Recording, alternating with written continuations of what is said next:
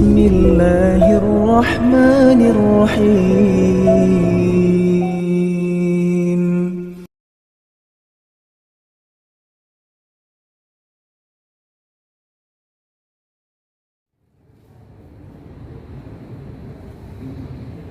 Baik, kita mulai. Bismillahirrahmanirrahim. Assalamualaikum warahmatullahi wabarakatuh.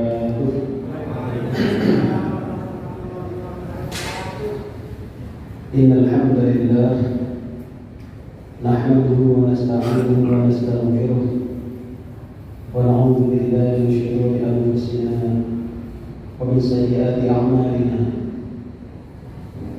من يهده الله فلا مضل له ومن يضلل فلا هادي له. أشهد أن لا إله إلا الله وحده لا شريك له إياه نعبد وإياه نستعين وأشهد أن محمدا عبده ورسوله المبعوث رحمة للعالمين. اللهم صل وسلم وكرم على هذا النبي الكريم نبينا ومولانا محمد صلى الله عليه وسلم وعلى آله وأصحابه أجمعين ومن تبعهم بإحسان إلى يوم الدين. أما بعد فيا الحاضرون أوصيكم وإياي بتقوى الله وطاعته لعلكم تفلحون. اللهم لا سهل إلا ما جعلته سهلا وأنت تجعل الحزن إذا شئت سهلا. أما بعد. Hadirin Bapak Ibu jemaah rahmatullah, berangkat dari sebuah pertanyaan begini: urusan apa dalam hidup kita ini yang nggak butuh Allah? Urusan apa dalam hidup ini yang kita tidak butuh Allah? Wonten berapa urusan yang butuh si Allah? Wonten nyaris tidak ada, bahkan sama sekali kita tidak akan menemukan urusan yang kita tidak butuh Allah. Urusan rumah tangga misalkan, butuh Allah kan? Butuh. Dan dengan nasihat putrani itu kalau Allah tidak menolong, bukan masuk di omongan tadi ini, benar? Banyak orang tua yang menasihati anaknya tapi nggak masuk, Pak. Hanya masuk di telinga kanan, ngowos telinga kiri. Tidak nempel. Ada lagi urusan bisnis. Urusan bisnis butuh Allah bukan? Butuh Allah. Saya sering mengatakan urusan bisnis jadi contoh sederhana. Jangan urusan bisnis apapun yang paling sederhana, misalkan contoh, sering kalau contoh jualan cilok, jualan cilok, itu butuh Allah bukan? Mana buktinya? Menurut saya untuk terjadi transaksi ciloknya, terjadi transaksi cilok, jual beli ciloknya, itu minimal 4 hal terjadi bersamaan. Minimal 4 hal terjadi bersamaan. Apa itu, Pak? Ada penjual, ada pembeli, ada barangnya, ada duitnya, betul? Ini salah satu nggak ada, nggak jadi tuh, Pak. Salah satu betul sios betulannya, enten sing betul sing tumbas, enten sing tumbas barangnya wonten duitnya sing nggak jadi. Pendek kata, urusan bisnis yang paling sederhana sekalipun butuh Allah. Hadirin rahimahullah, apalagi urusan yang lebih besar, macam-macam musibah sekarang ini Pak, yang tersandi musibah sekarang ini, ya Allah, yang namanya musibah bencana alam, musibah sosial, sing sembarang mahal, ditambah lagi kriminalitas, di jalan-jalan orang sudah tidak sungkan merampok, alhamdulillah. Ditambah lagi perang Pak, yang seorang kami. Ya Allah, sing paling dekat dengan kita ini kan tetangga itu diantaranya Thailand itu, yang juga tidak jauh adalah Pakistan, adalah Afghanistan. Yang jelas Pakistan betul. Pakistan itu selain mampus itu Pak. Ya Allah, dekat Pak, dan mereka sudah saling bertukar serangan Pak. Ya Allah, artinya Pak, ini kondisi kita sudah semakin hari semakin mendekati kondisi yang klimaks Pak. Bencana alam terjadi, musibah kemanusiaan terjadi, perang terjadi, ya Allah. Maka hendaknya yang seperti ini Pak, menyadarkan kita untuk apa? Butuh kepada Allah. Hendaknya kita apa? Merasa butuh kepada Allah. Karena tidak ada Pak, tidak bisa. Kita mau ngapain lagi? Musibah di mana-mana, sing bencana banjir, longsor, ya Allah, gunung meletus. Maka sekali lagi kita butuh pertolongan Allah. Belum lagi Pak, ada begini, yang pernah dengar betul kasusnya apa namanya, gempa bumi yang mengancam negeri kita ini Pak. Ini beberapa fakta Pak. Ini terjadi apa? Yang namanya banjir yang kemarin Pak, Sumatera, yang kemarin sampai lebih dari 1.000 korban. Tentu kita doakan semoga para korban yang meninggal diampuni dosanya oleh Allah Ta'ala, diterima amal ibadahnya oleh Allah Ta'ala, dan keluarga yang meninggal diberikan kesabaran oleh Allah Ta'ala. Hadirin, ada lagi Pak, gunung meletus. Sampai sekarang belum selesai Pak. Yang Semeru, Gunung. Kita mungkin tidak muncul di berita bukan karena nggak ada Pak, ketemu yang lain Pak. Betul, ketemu yang lain kami. Ini Gunung Merapi meletus. Ada gunung lagi apa? Puting Beliung. Nah, ini ada di Liwur Polok, mana? Gunung di NTT Pak. Kapan hari meletus juga. Semeru di Sumatera tadi, kemudian di NTT, ya Allah. Nah,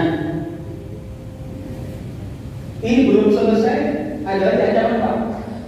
Yang pernah dengar kan Megatrust ini? Megatrust, pernah dengar belum? Tidak pernah. Megatrust tahu sih? Yaitu ancaman terjadinya gempa besar yang sampai di atas 9 skala Richter, yang itu berpotensi menyebabkan tsunami setinggi sampai 20 meter. Kalau dulu di tsunami Aceh berapa meter itu Pak? 10 meter kan katanya paling tinggi. Ini berpotensi megatrust sampai 20 meter lah. Dan ini mengancam negeri kita. Ini saya ambil datanya dari data yang ada di Pusat Studi Gempa Nasional. Itu gambarnya Pak. Artinya musibah yang menghubung kita, musibah sosial tadi, bencana kemanusiaan tadi, bencana alam tadi, sampai kemudian terjadi perang juga, ya Allah. Maka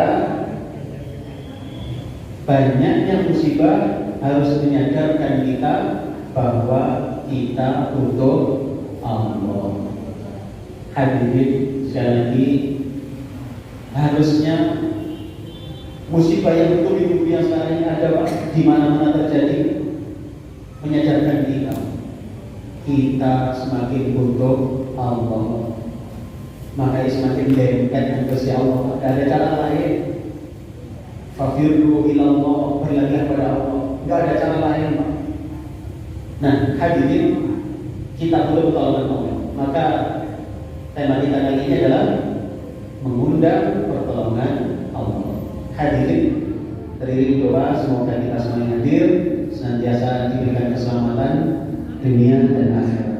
Amin ya rabbal alamin. Hadirin warahmatullahi.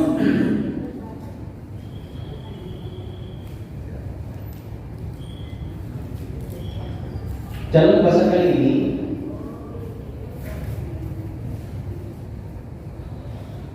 kita membahas pertolongan Allah ini, mengundang pertolongan Allah ini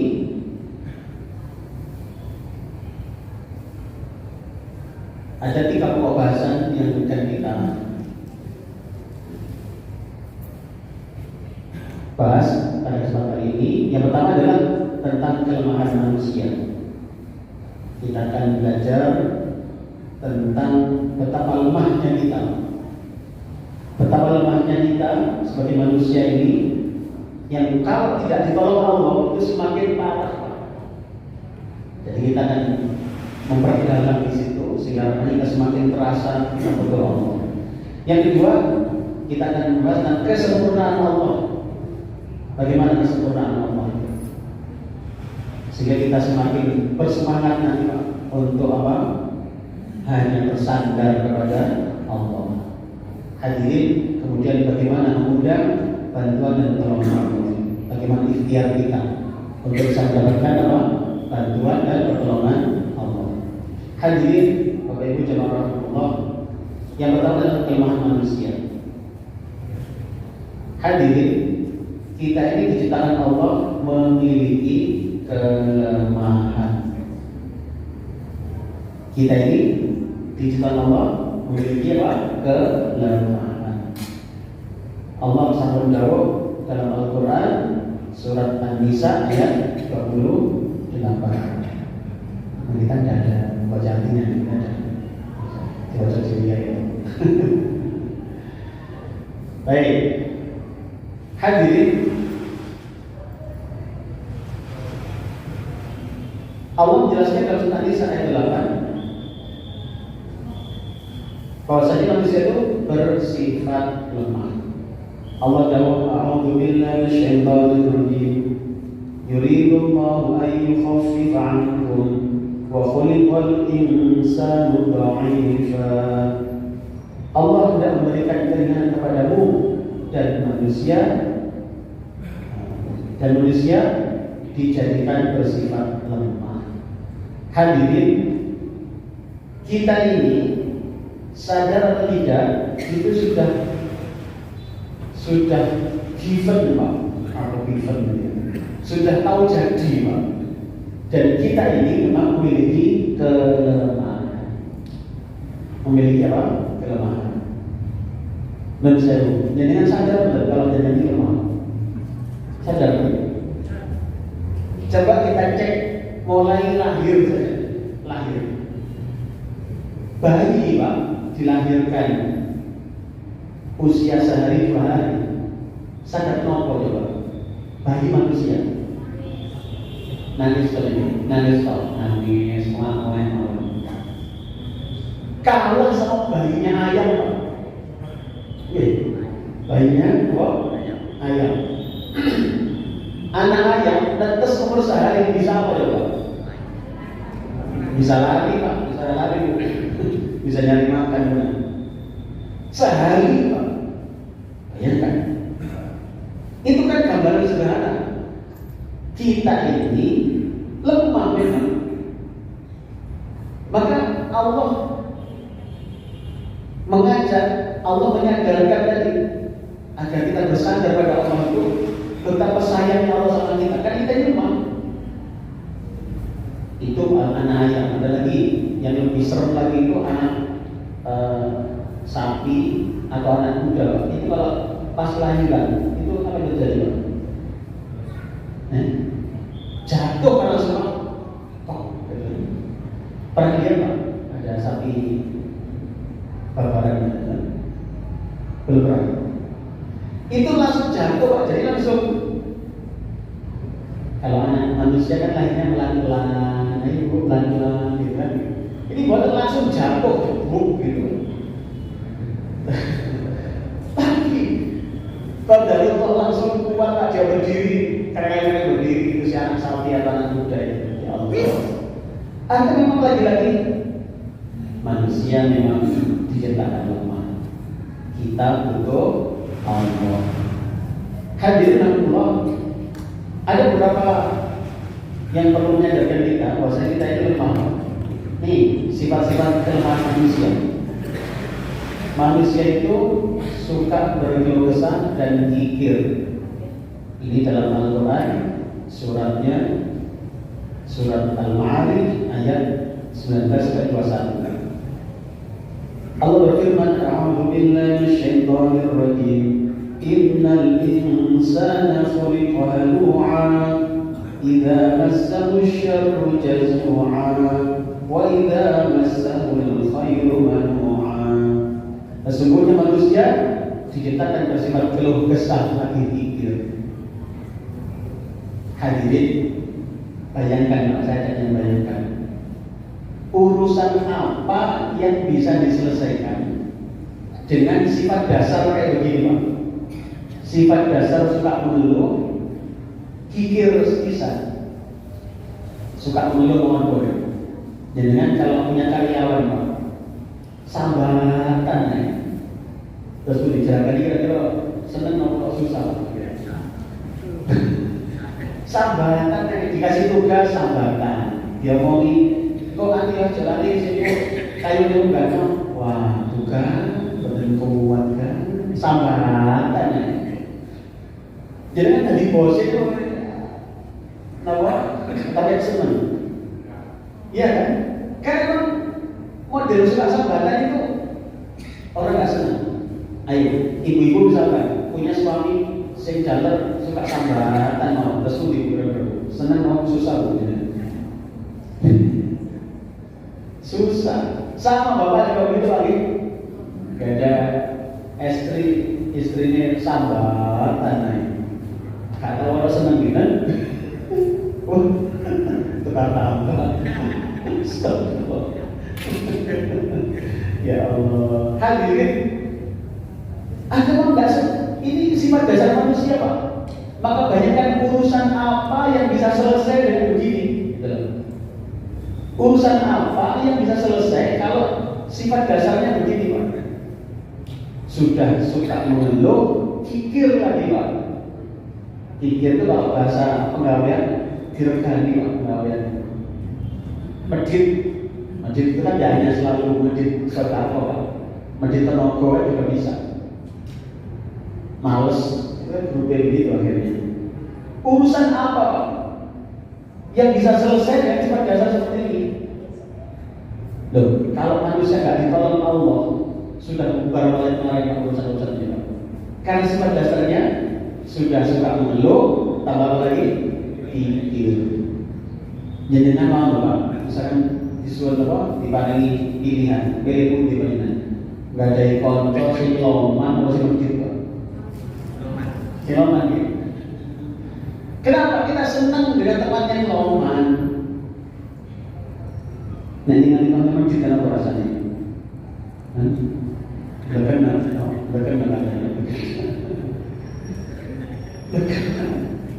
Itu manusiawi Pak. Jadi kalau kita punya sifat dasar seperti ini, urusan apa yang bisa selesai Pak? Tidak akan ada selesai. Ada lagi, ya kan? Jadi kalau ini dua-duanya jadi satu, ya Allah coba. Maka urusan apa yang bisa terselesaikan dengan sifat-sifat berkeluh kesah dan kikir. Dari karyawan, wis sambatan terus, males sisan, terus bunyi. Diundangnya betul bayarannya. Di PHK bisa ngomong ya, masalah-masalah semua sendiri. Maka kalau ini menjadi sifat dasar manusia, Pak, sifat kita, bagaimana coba? Ada lagi Pak, yaitu suka membantah. Manusia itu suka membantah. Nih, wa kana al-insanu aktsara syai'in jadala. Dalam Al-Qur'an surah Al-Kahfi ayat 54. Dan manusia adalah makhluk yang paling banyak membantah. Bayangkan, jadi kan karyawan pun bolak-balik ngeluh arah-arah sempatan gawe terus nopo bantahan. Kira-kira ya nopo kira-kira diundangnya nopo dibuat mau rasa-rasa Pak. Loh ini semua dasar manusia loh Pak, ini kita loh ini. Maka kalau sekarang panjenengan bisa sukses, kalau jenengan sekarang bisa pada taraf kehidupan saya sekarang ini, itu pertolongan Allah. Andai gak ditolong pun baru kemarin Pak, mau sifat apa ingat kok. Sifat kita pun belum gini nih Pak. Ini sifat dasar kita loh. Kalau jenengan sekarang ini diberikan Allah bisa bersabar, itu karunia Allah. Ayo, naik jenengan kagungan putra bantahan. Ya apa rasanya coba? Diomongin siji, mangsuli 10. Hadirin, susah. Karyawan yang bantahan bikin susah bosnya.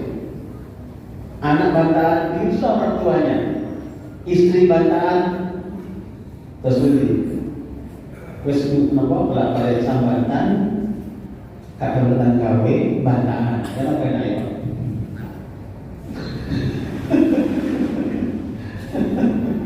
Ya Allah. Maka kalau panjenengan sekarang lebih baik ibu lari-lari boten koyo dan itu pertolongan Allah, betul Rasulullah. Ditolong jenengan Quran alhamdulillah kok jangan kok ketemu kali ibu ya sing koyo sakniki. Alhamdulillah. Baru sama yang dukur-dukur Pak iki kayak tidak susah kan iki. Wis ada tentang gawe, males apa? Bantahan. Ada lagi nih. Zalim dan bodoh. Nih, sifat dasar manusia lagi Pak. Allah jawab, "A'udzu billahi minasyaitonir rajim. Innahu kana zaluman jahula." Dalam Al-Ahzab ayat 72. Sesungguhnya manusia itu amat zalim dan amat bodoh. Nek bantahan pinter mata bodoh, Pak. Wis bantahan bodoh sisa, susah betul. Ini sifat dasar kita, Pak. Ya apa coba? Hendak boten Pak. Wis napa? Gampang sambat, boten pertanyaan gawe, terus koyo bantahan, terus dalil bodoh bisa. Genep Pak. Tambah balik Pak. Manusia itu terlalu mencintai dunia. Ini bahasanya masih apa ini? Kedonyan. Ya apa? Genep Pak. Wis gak gelem nyambut gawe, senengane sambat, napa? Dole bodoh sisa terus napa? Kedonyan. Ya apa? Jadi kan tadi silakan ngomong dan karyawan jernih seneng boten alasan. Seneng komponannya angel, bodoh sisa. Dikongkon sekalinya berangkat keliru bisa dadan. Terus akhirnya lu gawe dikongkon benar-benar keliru bisa Pak. Astagfirullah, tambah digawe susah Pak. Maka sekali lagi ini sifat dasar manusia Pak, ini kita tuh. Maka kalau sekarang Pulau Bayu saya ternyata bisa lebih baik, bisa sukses hingga saat ini, itu karena pertolongan Allah. Itu maksud saya, kita tak sadar kita Pak Juri itu ditolong Gusti Allah. Andai kan ditolong, udah karuan Pak, berat sudah urusan ini.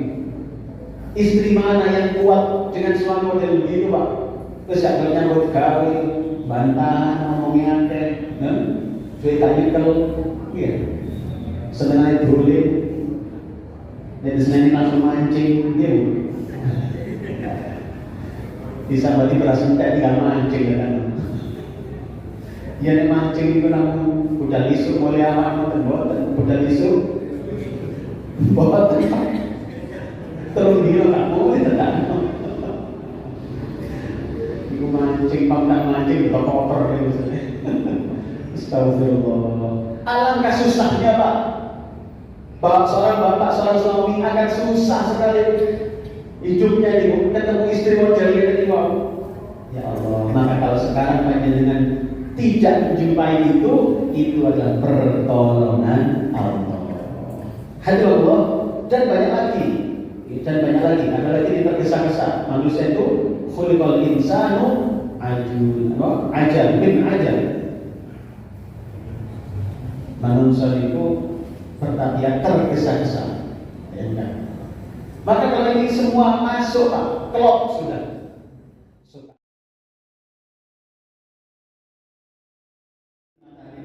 Pun muter mulai tidak hanya puluhan tahun, tapi ratusan tahun, bahkan ribuan tahun yang lalu.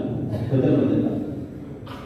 Sekarang pertanyaannya, kalau itu ternyata maunya matahari sendiri, maunya dia sendiri Pak untuk muter. Misalkan nawa karepe dhewe matahari muter itu. Ini kira-kira bosan Pak. Bosan gitu. Lengger tangannya. Mosok kepian ngetan ulun, alasan-alasan orang-orang itu ngalor. Tapi ternyata nggak pernah terpikir begitu Pak. Matahari nggak pernah terpikir begitu. Kenapa? Itu bukti matahari itu bukan karpe dewe Pak. Muter bukan karpe dewe itu ada yang ngatur. Siapa yang ngatur matahari? Dialah yang menciptakannya. Maka Allah yang jauh.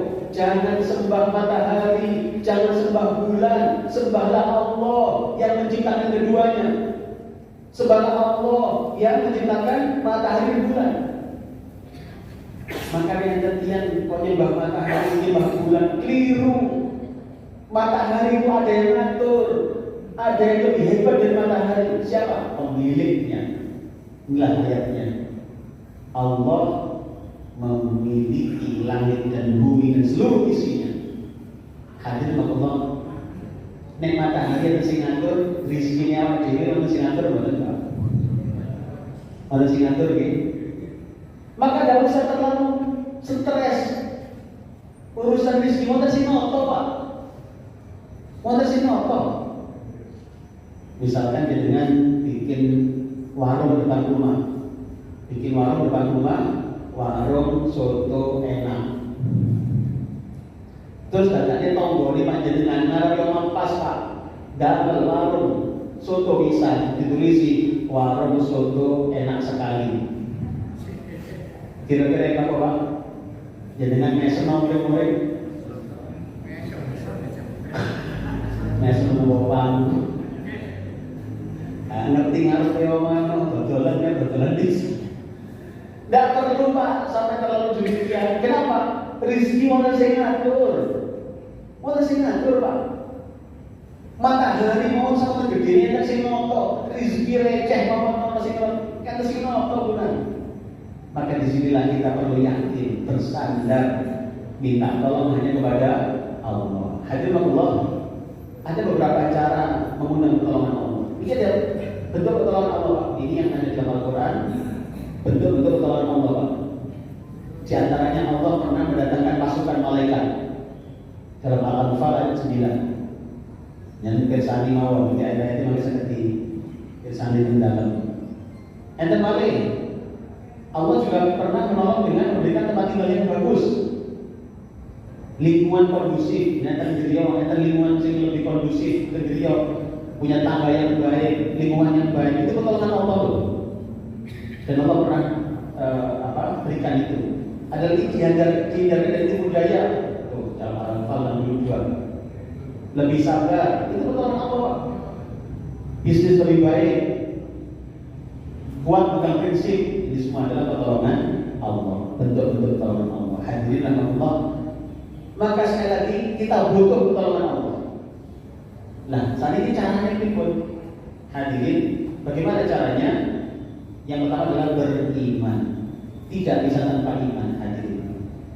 Orang-orang yang akan ditolong oleh Allah, syarat pertama adalah beriman. Ini tadinya surat As-Saff ayat 13. Dan ada lagi karunia yang lain yang kamu sukai, yaitu pertolongan dari Allah dan kemenangan yang dekat waktunya, dan disampaikan gembira kepada orang-orang yang beriman.